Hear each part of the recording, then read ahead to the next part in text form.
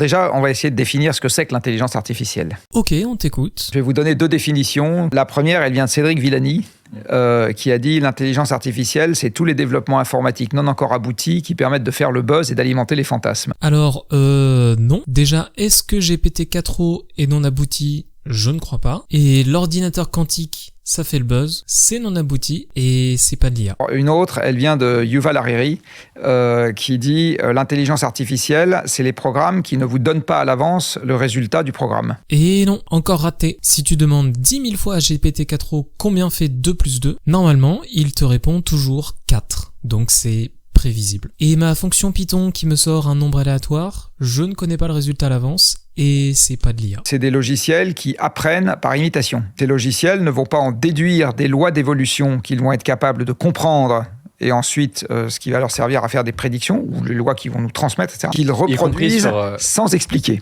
Toujours faux. Et il y a 3 articles qui en parlent bien. Le premier explique qu'avec suffisamment de paramètres dans les LLM, on voit des nouvelles capacités apparaître qui ne sont pas dans les données d'entraînement. Le deuxième article montre que dans la reconnaissance d'images d'un réseau de neurones, on trouve des couches spécialisées dans la reconnaissance des couleurs, des formes et des textures, ce qui montre que l'IA comprend ce qu'elle voit. Et le troisième article montre qu'une IA est capable de faire des bonnes prédictions même en dehors de ses données d'entraînement. Et ça, on le sait depuis 2010. Ça ne va pas avoir d'effet bénéfique sur la gestion de l'environnement. En fait, si, il y a déjà énormément d'applications bénéfiques pour l'environnement. J'en cite 3 seulement ici. Vous avez le suivi et la protection de la biodiversité, une réduction des trajets logistiques et une optimisation des systèmes de refroidissement. Quand on voit qui pousse derrière l'IA aujourd'hui, c'est un débat domestique américain, initialement l'IA.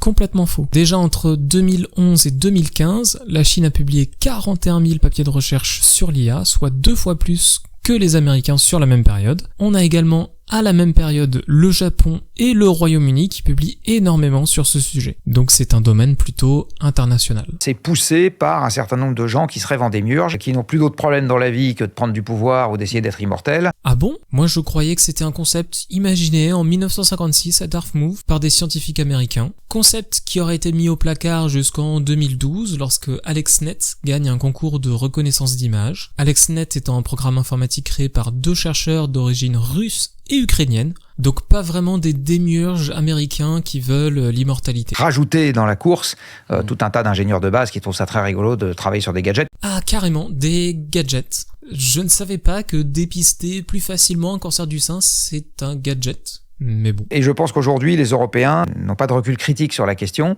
Ah oui, les Européens, ceux qui ont adopté le premier cadre légal global sur l'IA, en vigueur depuis le 1er août 2024. En termes de manque de recul critique, on a vu pire. C'est très complexe parce que ça va aller taper. Bon, d'abord, ça sort partiellement de mon domaine de compétences. En effet, et tu aurais pu t'abstenir de dire autant de bêtises sur un sujet que tu ne maîtrises pas. Petit conseil, la prochaine fois, tu pourras utiliser ChatGPT pour te renseigner au lieu de dire des bêtises.